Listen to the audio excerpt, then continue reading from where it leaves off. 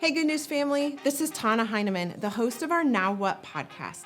This is where we unpack Sunday's message and we talk about how to practically apply it to our everyday lives. I love that you're here with us, and I love that we get the opportunity to spend more time with our pastors and have them teach us even more what the Word has to say about our everyday lives. We learned from Jesus that one of the best ways to grow is in community together. So join us as we unpack Sunday's message. Hello, Good News family. Thank you for joining us today. Cheers. My name is Sarah. Typically, Tana leads the podcast, but I'm filling in for her today. So again, bear with us. She'll be back next week. So if you hate this week, just don't forget to tune back in. There you go. I am joined by Pastor Greg Wallace. Hey. Hey. How's it going? Good. Good. Are you ready? Is Tana not going to be here? For what? Next week or this week? It's just you and next I. week, okay. It's just you and I, so you're going to have to deal. All right. Good It'll luck. be great. It'll be great. Typically, we start the podcast with a getting to know you question. And so my question for you this week is, what is your secret talent? And let me once you share it, it's not going to be a secret. So it has to be something you're willing to let the world know about. Okay. I'll go to, I'm a decent cook, but I'd say talent. I play pretty good foosball. Okay. Yeah. I know that you're a decent cook because you've made food and you've shared it with me when you're feeling generous. Yeah. But I'm generally pretty selfish. Yeah. Yeah. So. No, you're awesome. And the food you make is awesome too. Oh, thank you. Did not know that about foosball. How do you get good at foosball? Are there rules? I don't even know. There's definitely rules. Like the whole spinning thing where people are... where you just go... Yeah, no. No, you can't do that. No. You got to just get good at hitting it really hard without spinning it. And so... Okay. And the better you get at it, the more you kind of stop the ball and catch it and then pass it and get good at shooting and blocking. Typically, when I've been at a place with a foosball table, there's also the table hockey with the air hockey. Air hockey. Yeah. And I tend to gravitate toward that. Yeah. Probably because I can let the anger out on the... I don't know. Maybe I need an anger issue I need to deal with, but I'll have to look into foosball. No, I can't imagine. Not me. Anger needs expressed. Yeah. That's how it goes. I would say, I shared with you earlier, Tana and I actually talk about this a lot. I like to call myself a lyrical assassin. Like I know... Like a rapper? Yeah, well, I know a lot of lyrics. Okay. She laughs because every time a song comes on, she's like, how do you know these words? Okay. Specifically when it comes to 90s country music, Yes. Yeah. I got it all down. I Like think Garth. it's because, yes, every song. Dwight Yoakam? Yep. Okay. Mm-hmm. All right. A little Travis Tritt, maybe Okay. Alabama. Got it. Yeah. Alabama. They The have one of my Ladies, favorite songs, Reba, Alabama. Pam Tillis. Mhm. Yeah, like Martina McBride, Faith. Nobody better. Yeah. My parents were new believers. They're first generation believers. So, I think that was like their acceptable form of music that they listened to. Yeah. And so that's what we grew up on. So it was like during my formative years. Yeah. So maybe that's why I remember it, because now I can barely remember my kids' names, but I can still remember lyrics to 90s country songs. I also know all the lyrics to Devil Went Down to Georgia. Ooh, that's a great one. But right now I have Play Me Some Mountain Music just stuck in my head. Yeah. Yeah. I would keep singing it, but people will turn off the podcast if they hear me sing. Yeah, maybe they haven't turned it on. It's a great song. Yeah. All right. Anyway, well, let's get started. We are still working through the Sermon on the Mount. Been great messages. A lot of upside down kingdom type of sermons the last, how long have we been in it? 9 or 10 weeks, something like that. I honestly don't know. Okay. It seems like that. Yeah. And yesterday was no exception. I thought you did a great job. Oh, thanks. Some of the things Jesus has been challenging us is to rethink everything we know about life, faith, what it means to be blessed. Mm-hmm. You brought up a great point yesterday. Yeah. We started off the Sermon on the Mount with Beatitudes and blessed is, blessed are. And it's like a reversal of expectations. And you mentioned that that word blessed can be translated or understood as to be envied. Yeah. That this is the state that you should want to be in. And it's not so much that you want to, let's say it's mourning. It's not a, hey, go find a way to mourn. Mm-hmm. But it's God's approach to you is the enviable part, that God would be that present in that situation is what creates the condition for blessing, I guess, or how do you know you're blessed? God's there, kind of thing. Yeah, it's a definite, like we've talked about, the upside down kingdom. Yeah. Because back then, so for the Jewish people, that's not how they thought. Right. And then even today, we don't No. think of, when somebody says, oh, you just won a gold medal, we've been watching the Olympics, or, oh, you just won the lottery, or you won a whatever, people typically say, oh, I'm so blessed. Yeah. People who get in a car accident and, lose a family member, or somebody dies of cancer, nobody says, oh, I'm just so blessed. Yeah. They typically feel as if God is angry with them or upset about something. Yeah, I would include another word that currently depends on who's saying it, whether it's negative or positive, but privileged. Let's say you're an athlete, like you're talking about, who's been able to train long enough and specific enough to get a gold medal. There's the way we're currently using privilege there, because you had to have had the ability to do that. I mean, Right. many of those sports are not cheap to just Right. pick up. But I think understanding that type of privilege, not as a negative, but rather as a almost like blessing. And so there's the way I would use it, and the way I'm talking about right now is we've been privileged to at some point be told the hope that God has offered us. And in that sense, the same word blessed works and fits there. I like the idea of reevaluating or changing the way that we look at something. Yeah. Instead of thinking it as, we're so down or God's angry with us, look at this opportunity to be near to the God of the universe. Yeah. Let's keep moving through. So you kind of did a little bit of a recap of what we've gone through, and then you titled your message Down in Front, which, again, as somebody who is not exceptionally tall, but taller than average. I'm 5'10", 5'11".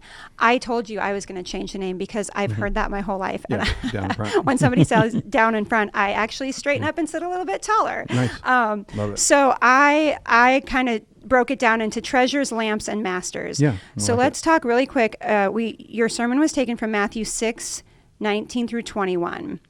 I'm going to read it quickly.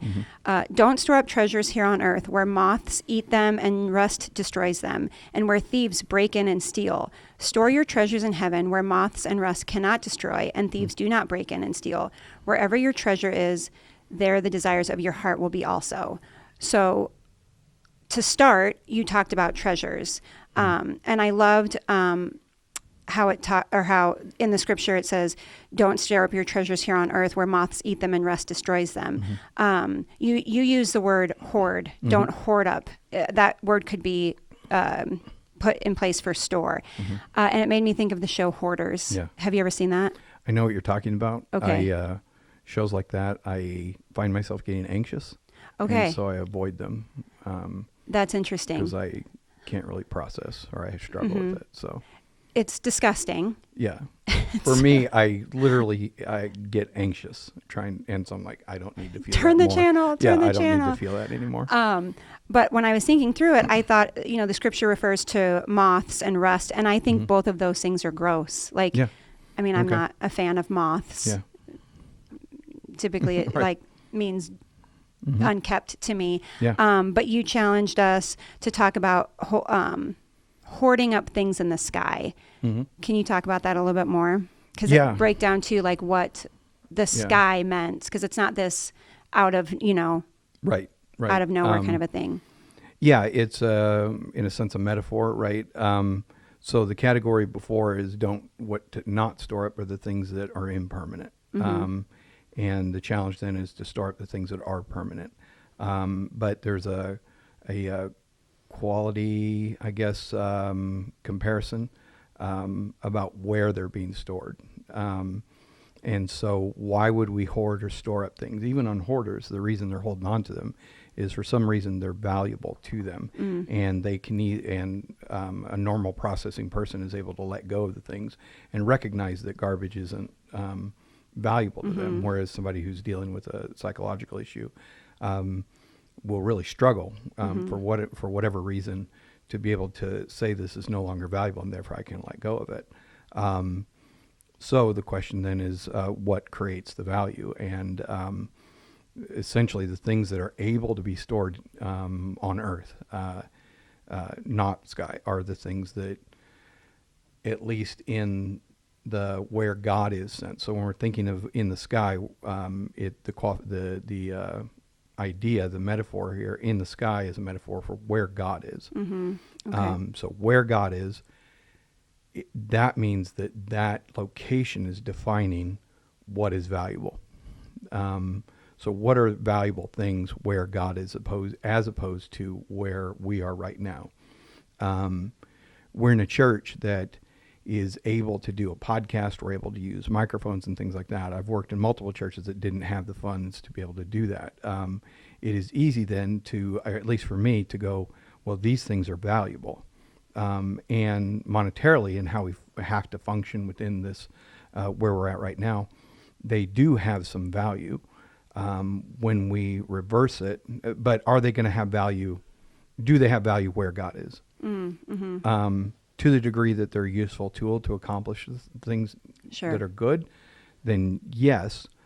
But when I put this microphone as more important than you, per se, so I'm making something up, but let's say you knock over this cup and it breaks, and I'm like, Sarah, you're so whatever, something negative.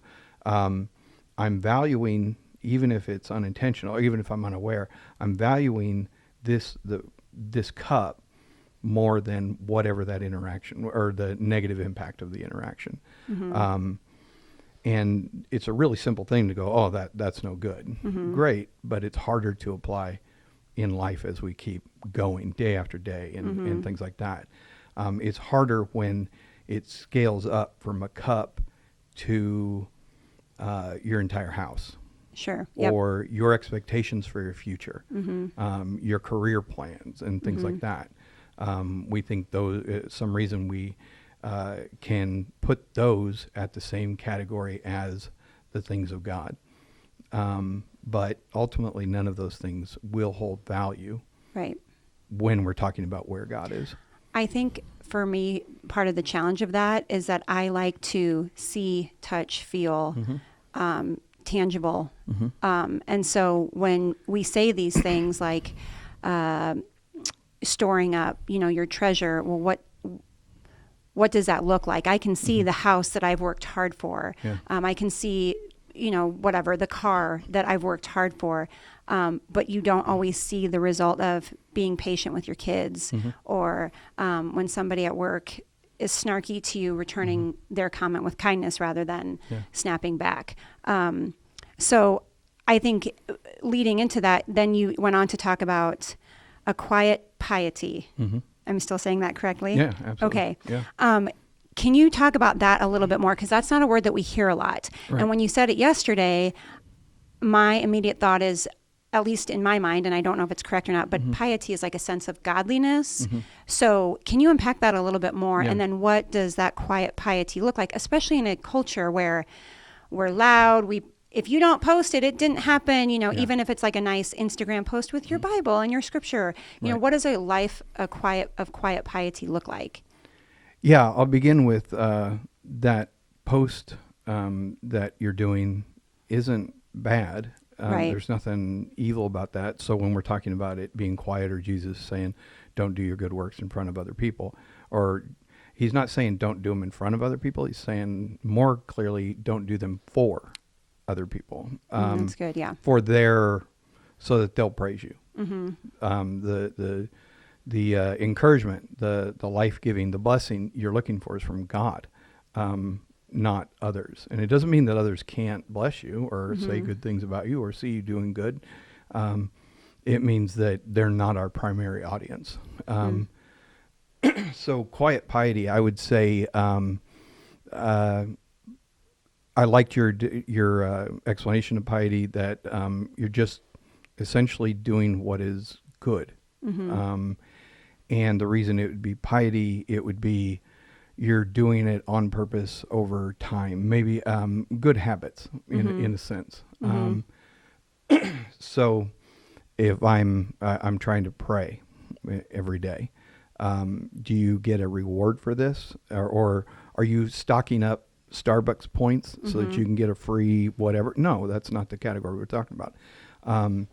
The blessing and things like that are sometimes intangible, and sometimes they are tangible. Though is that you may go, well, I'll never see the impact, but there are a number of good studies that point to the impact of just meditating, much less genuinely praying and really connecting with something you think is real and not just kind of existing within the universe. And, Sure.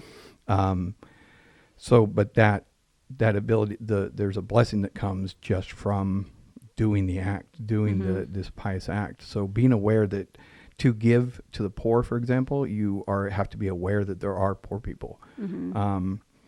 Man, how many people have we met that if they would just be aware that there were other people than themselves, right? And that's not just outside church, that's inside church. We saw that all through COVID. So there is a blessing, certainly, from God. That's our primary, but the effect is now. Also, I would say, let's say you guys have like 32 children? 34. Okay, 34 Right. children. So You actually, forgot the twins okay, at the end. Okay, yeah. So actually 6 kids. But so I would assume from time to time they have chores or something you need them to do. Yes. Let's say it's Yes. taking out the trash. Yes. Okay. The reason you would ask them to take out the trash, so let's be super, really not negative surface, but the base reason for why you'd want them to take out the trash would be what?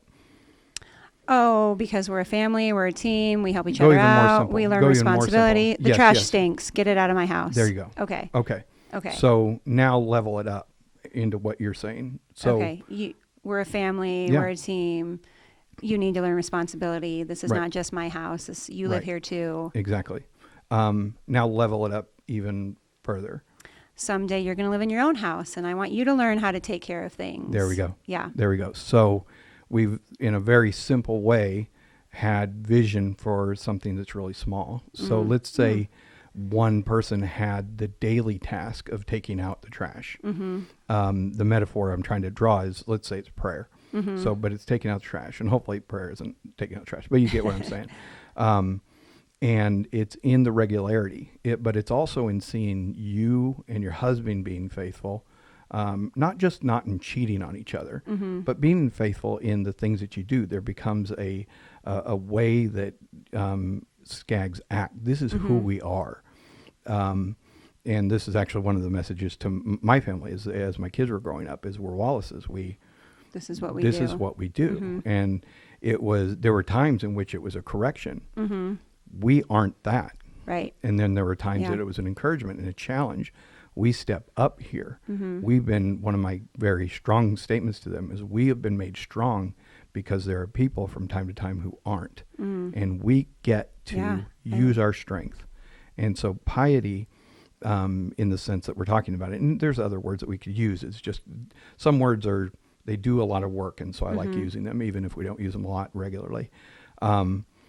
When we're thinking about this trash example, what's happening is I'm praying, I'm learning to pray, and great, okay, I have to pray every day because the trash stinks or whatever. As we grow, it becomes, I pray because I'm a part of a community. I pray because there's things that I want to interact with something different. And as we grow, we become even teachers of the things that we're doing. And similar to everything else, I don't want to call it leveling up because this isn't a video game, but there's that concept that we're growing, and there are places to develop, and this is what this piety can do. One of the ways to abort that process is to forget that this is about your relationship with God, and you start doing it for someone else. It's not really for someone else. It's so that they will see you do it, and it perverts the good that you're trying to do. I love that. I love what you said, what you shared. I also, for those people who, I don't want people to confuse activity with intimacy. Yeah. So, Yeah. and there have been times in my life where maybe you've experienced it too. You don't feel like praying because you're tired, you're angry. That's mine a lot, is like, God, it's not you. I don't want to talk to anyone, but including you right now. Yeah. Or I don't want to go to church every Sunday. I'm tired, Yeah. Fill in the blank. It's hard to give, So how would you help our listeners to understand?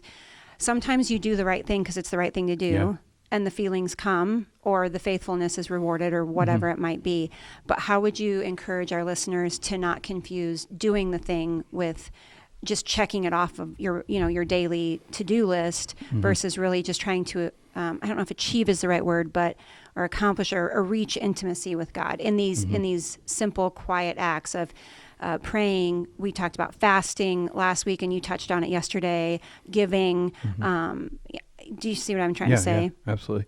I would say that no skill is developed without process and effort. Yeah, that's good.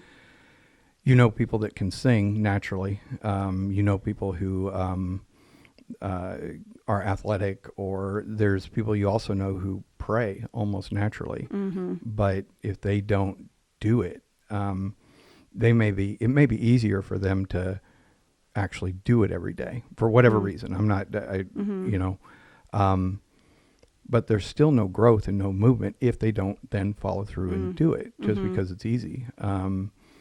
And there's so many other examples that are running through my head, but that idea, as far as there is an activity to it. Are you earning anything from God as if he owes you? No, that doesn't exist. And if it does, then again, you kind of perverted this entire thing. It's, but I'm not a huge fan of, it's all about relationship. It is, but it's like jumping ahead. Someone who says that too early in the conversation basically ends the conversation, because you're like, no, I'm trying to, I thought that before we had this conversation, but now you're saying don't talk anymore. And I'm like, no, let's, it's okay to try and feel this out. And at that point, it is also then okay to go, okay, I actually don't understand. And it's at that point that you go, I really do have to trust God. But it's a difference between me saying, you need to trust God, and you going, no, I think this is one where I need to trust God. I want to trust God. I don't know what this means. And there's just a humility, I think, involved in that. I think for me, it reminds me of Job and things in which there is a patience and a waiting and things like that. But not all of these are torture. Some of them are. And some things are hard. And I don't know. I feel like I'm a little rambling right now, but I think to hit on the hard thing, some things are hard. That's okay. Some things are hard and they shouldn't be. Some things are hard because I'm stupid. And I sent you a meme one time, Some things are hard because I make bad decisions. And that doesn't mean that God doesn't love you. It just means that you may need to work through your bad decision, right? I think about big Nebraska volleyball fan, and just athletics in general. I think about, like I said, we just came off the Olympics, and I think about the gymnasts. I don't know how they do what they do. I mean, it's literally like, was that AI? Like, she did not just flip 12 feet in the air. Exactly. But I think about, a lot of times Nebraska volleyball has used this, I'm sure other athletic teams have too, but they say trust their training. Doing the right thing, the quote unquote right thing every day, whether you feel like it or not, will eventually produce the right results. Meaning Simone Biles will get on the floor and do what her body has been, muscle memory, doing what she's been trained to do. And you mentioned, even those people, athletes in general, who have some athletic, maybe natural ability, they don't get to the Olympics based off their natural ability. They have to refine that and practice it and invest in it to really become the world-class athletes. I think that's the same for our spiritual life. So, as we pray and as we grow in these different acts, maturity comes after doing it daily. It's not always fun. It's not always the exciting part of the Christian life, but Yeah, but I also think I agree with everything you're saying. I would add on, and you're going to agree with what I'll say here. This isn't a correction at all.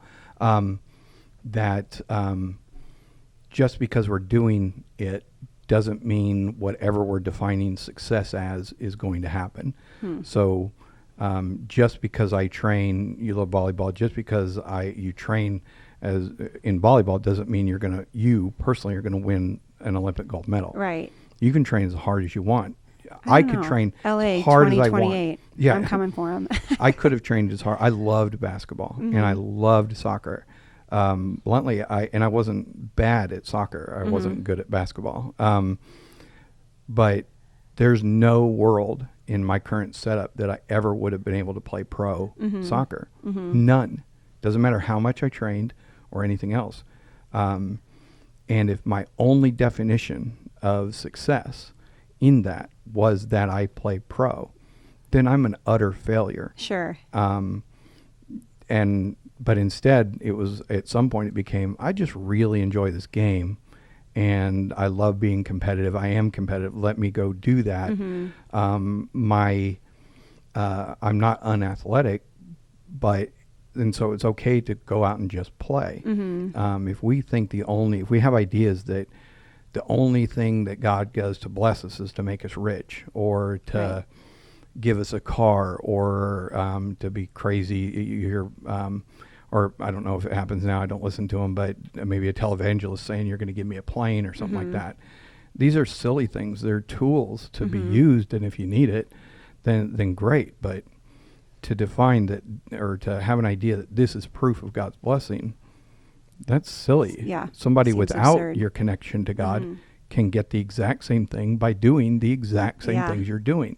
Yeah. That's all you have to do. Then this isn't the qualification. God's blessings are different than that. I think that goes back to the reframing, the reframe. reframing the way we think about things. Even, again, for me, a lot of this Sermon on the Mount stuff is the upside down kingdom. And I've been a believer for a long time, and it's still challenging me the way that I think of things. I love what you said about somebody who doesn't have your connection to God can do the same thing, can get the same results without it. So I think you even mentioned, and I might be jumping ahead a little bit, but when you talked about be holy, God says, be holy as I am holy. Maybe we need to rethink about, because that seems unattainable. So maybe we need to rethink how we define holy. Oh, yeah. Yesterday absolutely. you mentioned that. So Absolutely. next we're going to talk about the lamps. Nice. And it made me laugh when you said lighting changes everything. Because even as we're sitting here today and Autumn flipped on the lights, it's like, oh, gosh. And I babysat my sister's kids on Saturday night. And so I was at her house with her kids. I had put her kids to bed. I went into her bathroom, and it wasn't super late, maybe like 9. And I turned the light on, and her light is different than the light in my bathroom. So my reflection in the mirror was much different than what I'm used to seeing. And I looked and I thought, oh, is that what I look like? And I know you mentioned that yesterday, that lighting does change everything. But there was something that you said, and I'm going to botch it, but it talked about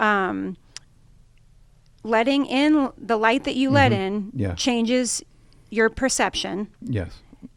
And then the darkness that you have is dwindled by the light that you let in. Basically, can you re-say all of that? And it was funny yesterday because during your message, I was trying to feverishly take notes on my little iPhone, and I wanted to be like, I'm sorry, can you stop and say that all one more time real quick for me? Because it was a lot. There was a lot there. Yeah, it was one of the challenges of the message is how much is in these basically 3 scriptures. Exactly. So I think I think it might be easier to explain using a negative sort of example. If all you did were watch violent movies and play typically violent video games, typically, how would you personally start to feel? Violent. Right. There'd be some aggressiveness there, typically. For me, you add in, I don't know if it's natural or learned or it doesn't matter, but an inclination toward aggressiveness anyway. and I find myself not just being aggressive, but being angry.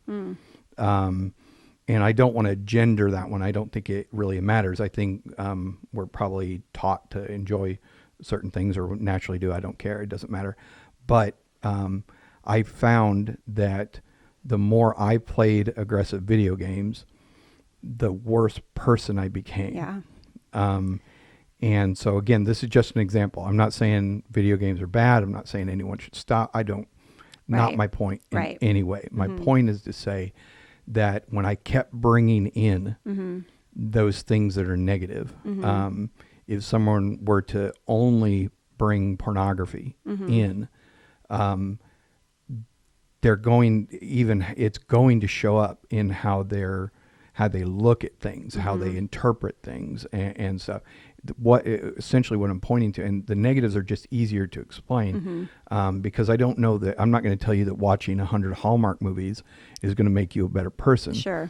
But there's something that's easier about the baser, less, I don't like this, but less honorable, less valuable. I don't know. There's words that I can't quite find. There's something easier about this fleshy kind of stuff, this very animalistic. Okay. It's easier to fall into not trying.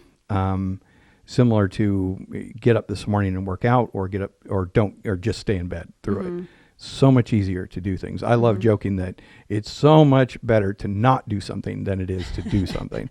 It's a great joke, but I don't become anything if I don't do something. And I don't move. I don't, whatever it is. And I'm not pointing to that. You made a great distinction of activity isn't, you said it a certain way. I can't remember. But activity doesn't necessarily equate to intimacy. Yeah. That said, intimacy isn't going to happen without activity. Sure. Yeah, for sure. So being told you're loved doesn't right. mean much, but it can mean something, but it needs to be partnered. And so I think, though, that there is, when you find what can, though, come in on the positive is quality things. For some reason, Christians stop reading non-Christian things. And I'm not saying, and non-Christian doesn't mean evil, right? Because reading something by, I know this is antiquated and old, but reading something by Mark Twain is amazing. Right. It doesn't mean that everyone who's listening is going to enjoy reading. Sure. I'm not saying that. I'm just saying that you read stuff by C.S. Lewis, for example, and definitely the Bible. But I'm trying to explain that when we have things that are encouraging us, not just encouraging us, but challenging us and helping us have thoughts we haven't had before, is to me similar to you run, and I'm guessing there's times that you hit plateaus where you need to change up something you're doing. Maybe you've been running the same route for a month and you're like, why am I still gassed at the end? I shouldn't be. Or random days and you're like, you know what? I'm going to run my route back the other direction. And now you're hitting hills that your body isn't quite ready for, and you're having different development against those challenges. And so this is what I think, just putting ourselves in situations that we can encounter new ways of thinking about things. They might not be the ways to think about things, but they can help us understand more clearly and help us become stronger and things like that. So it makes me think, and I don't know if you agree or disagree, but it a little bit makes me think of the principle of reaping and sowing. Yeah. If you're sowing the negative or the ungodly or fill in the blank, maybe you're sowing, the fruits of, like the love, the joy, that's what's going to come out. Yeah. And that's maybe in my simple mind how I would think about that. Yeah, absolutely. And this I thing is that there seemed to be a back and forth, at least in that ancient time, where there was not only what comes in is affecting you, but it's actually, there was an idea that through the same eyes, there's an effect on the outside of you too. That one's kind of harder to explain because we don't think that way at all. So I'd rather say that what you are filling yourself up with is how you're going to act out. And so this I is a lamp to your soul. And so what I'm looking at, if this thing is positive and life bringing, examples of flourishing and things like that, these are the things that I'm going to be filling myself up with. And then you're going to hear that come out of me. For me personally, I love words. I love how they work. But the negative version of this is I can be bitingly sarcastic. And it's right.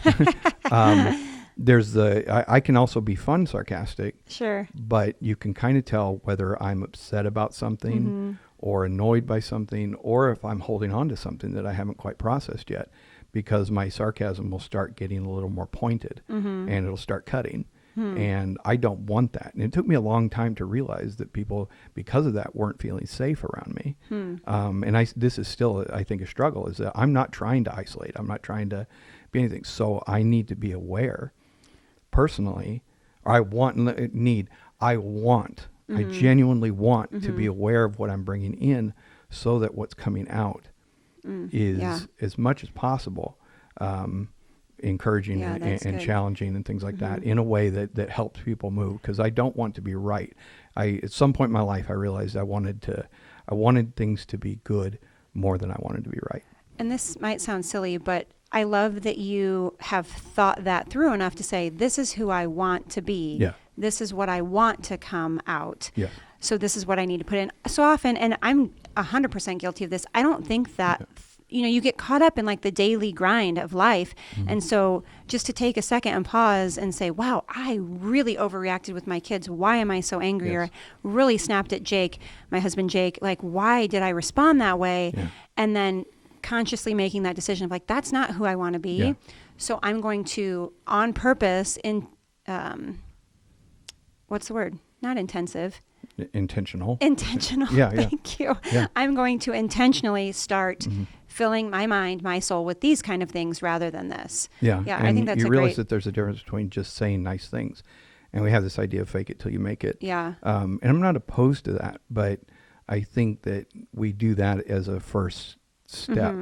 Ideally, but don't stay that way. You don't have to stay that way. Yeah. And I like adding that extra thing. It's not just don't stay that way, but you don't have to.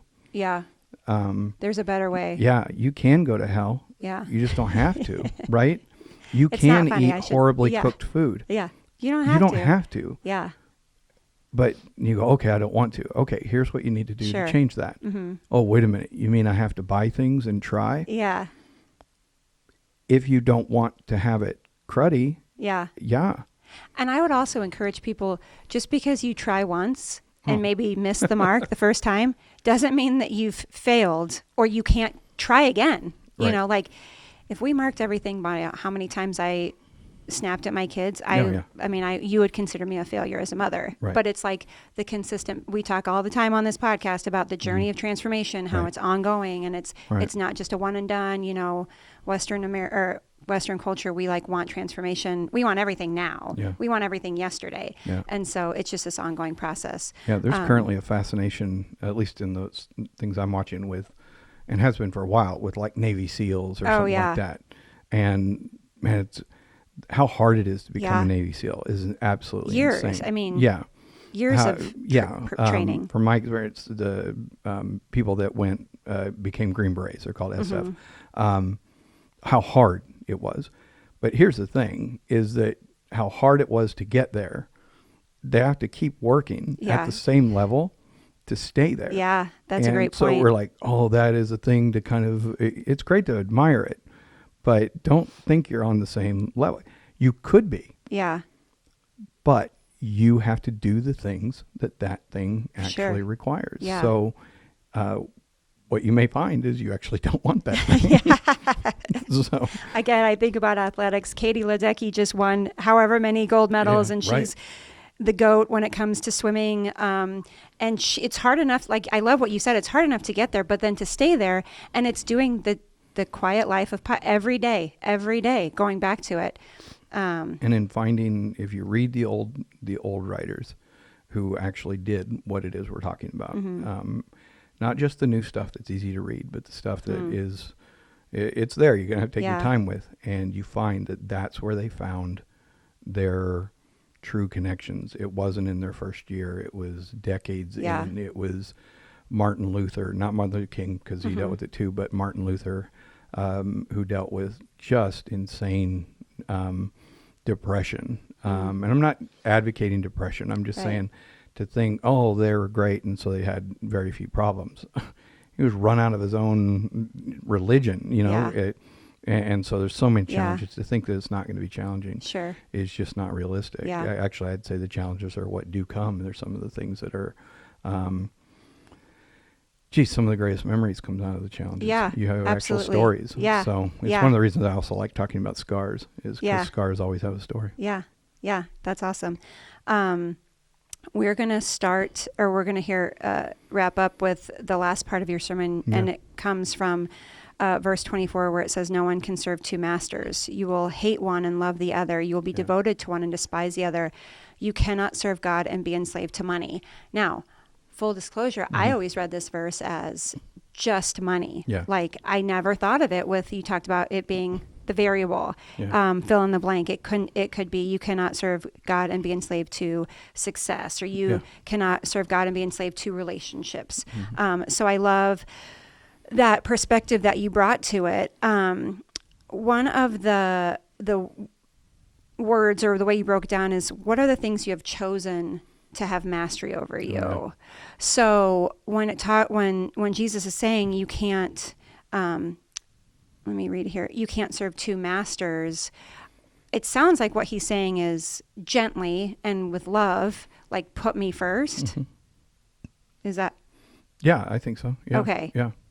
And Yeah. then everything else falls into place. Yeah, he says you can't serve both God and money Mm-hmm. is the real summary. So it's either God or whatever else. There's not two seats on the throne. And I love that. Say it again. there aren't two seats on the throne. Yeah.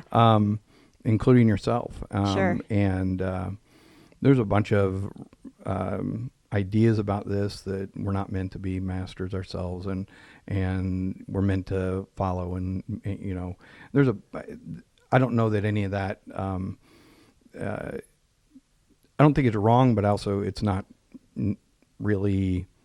We're adding on to the scripture, and it's fine. I don't know why. There's something randomly. There's stuff that I go, I see what you're saying, but I'm not quite there, and that's probably one of them. But so when I think this thing does enough work on its own, is that when we're saying you can't have, there's either God or whatever, not both. And so figuring out and seeing genuinely, is there a conflict going on?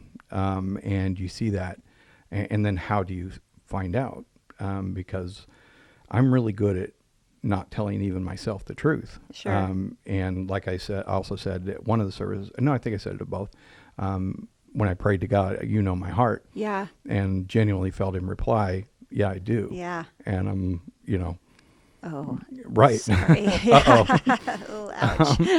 Right. In which not even my whole heart was revealed to me, but the fact that I wasn't personally being honest, and I was, I wasn't trying to lie to God. I really wasn't. But to be answered like that was pretty, it was jarring. And so to the opportunity, but at the same time, genuinely a blessing, like to have that kind of revealed at that stage. Yeah. So how do I know if I'm off? And that's why I kept coming back to the fruit of the Spirit. It doesn't mean this is the only definition. I don't think that's an exhaustive list of how the Spirit shows up in our lives, the love, joy, peace, patience, kindness, and so on. It's not an exhaustive list, but it's a good, if you get those on lock, Sure, you're yeah, pretty you're- good. You yeah. probably got the others down too. But I don't, and I've never met anyone who does. Right. I like kind of pushing back on people who are worried about other people's sin. As the first commandment is love the Lord your God with all your heart, soul, mind, and strength. Have you got that down? Right. Anyone who says yes, I need to not be in the room with you because I don't trust the Teach next me thing how. you're going Right. to do. Yeah. I don't want to be around you because you're not telling the truth. But if you don't, why are you worried about other things? Because I haven't got number one down. Why am I moving on to anything else? Right. And I'm misunderstanding a ton of other things too as you get better at reading it. So this God as master is I think the constant challenge. I think there are ways to express this challenge that we tend toward our animal side. I don't want to overpush that, but if I think back to creation, there's a difference between us and animals. And when that relationship breaks, there's, you hear, I'm not going to remember his name, but a few generations after Cain murders Abel, you hear someone say, this happened, and so if Cain was avenged 7 times, I'm going to be avenged 77 times. Pastor Jason talked about that. There is this aggression. There is this inner Denzel, as he's talked about. Is that yes. it? Yeah. Shout out to Pastor But I Jason. think of it as things become an animal hierarchy where we were meant to be something else, but now we become nothing more than pack animals and things like that. And so we respond the same way with our petty jealousies, even our serious jealousies or whatever.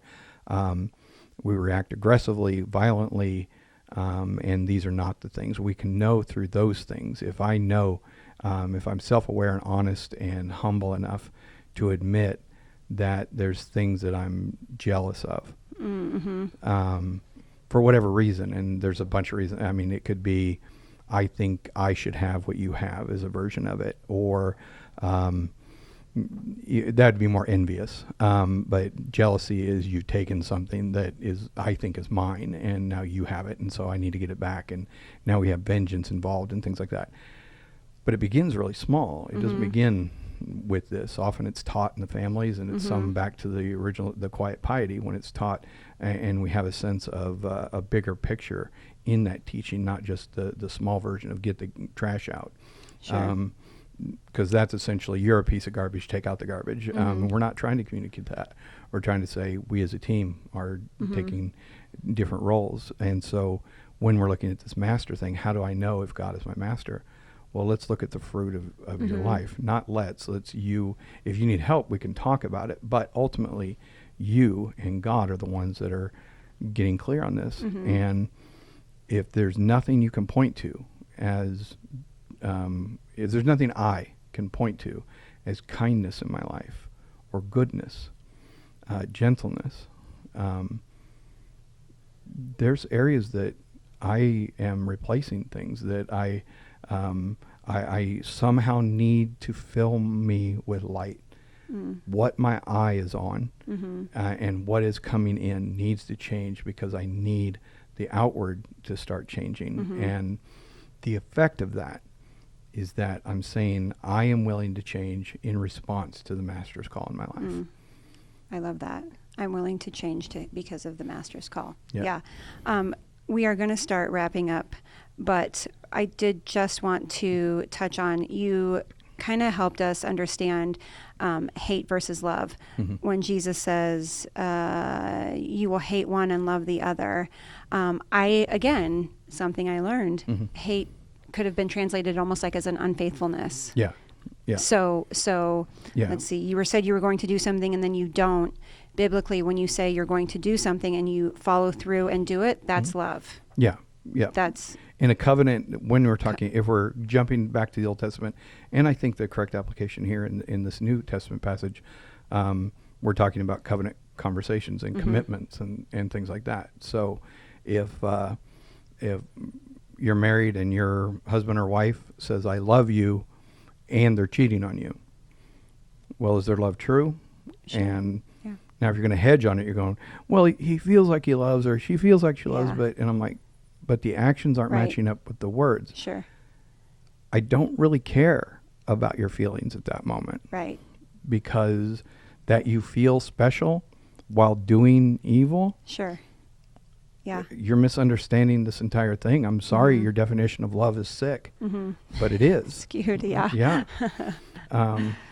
Those, and I'm not downing the way we currently use it. It's just different. And it is the correct translation also. It's not, I'm not saying it's not the correct translation, but the way we understand it can affect the way we're interpreting this entire passage and what its effect is.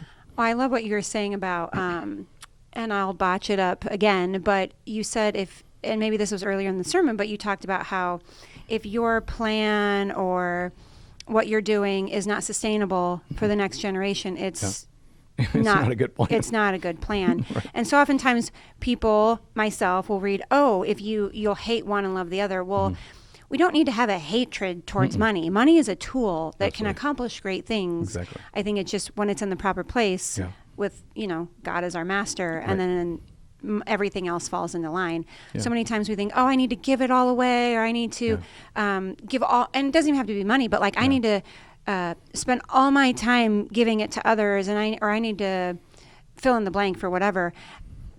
That's not sustainable. That's not healthy. That's not always the best plan. And I would throw in what are the threats and what are the benefits to a thing. So I'm going to apply it to money in a second, but think about fire.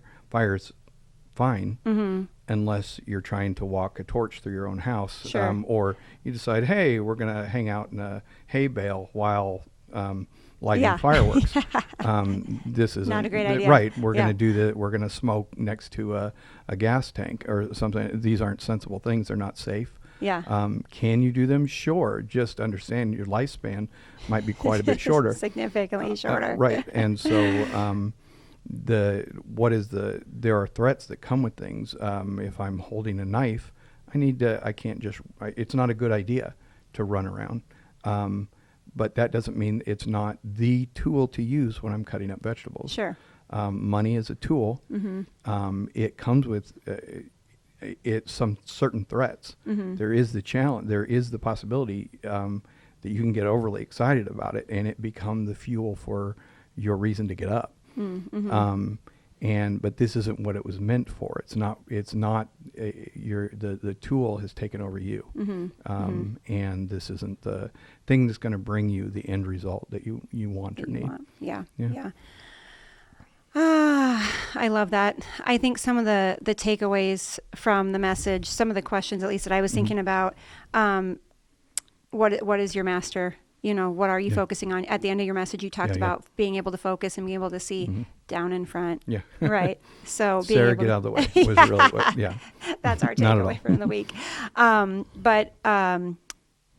I thought you did a great job, and I just think there's so much to unpack there. So thank you for joining us today. Oh, yeah, it was great. We're going to Thanks wrap up. But Good News family, we love you. Email us with any questions. There was a lot to unpack today, but you can email podcast@goodnews.church. If you have any questions, comments, we love to hear from you. Thank you for joining us today, and we will see you next week. Thank you. Thanks again for joining us today. We would love for you to tell others about the podcast. Make sure you subscribe to it too, because this will help others find out about it.